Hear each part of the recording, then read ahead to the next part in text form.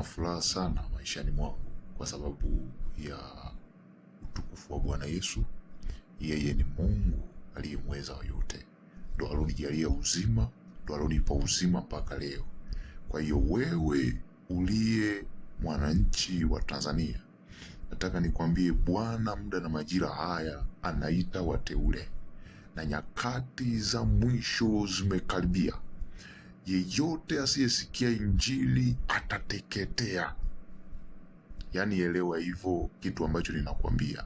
Mungu yu karibu, yu aja, Kristo anakuja.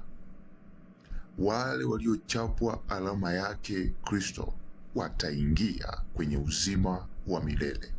Ila wewe ambaye kiburi kimekuja, umechelewa ndugu yangu.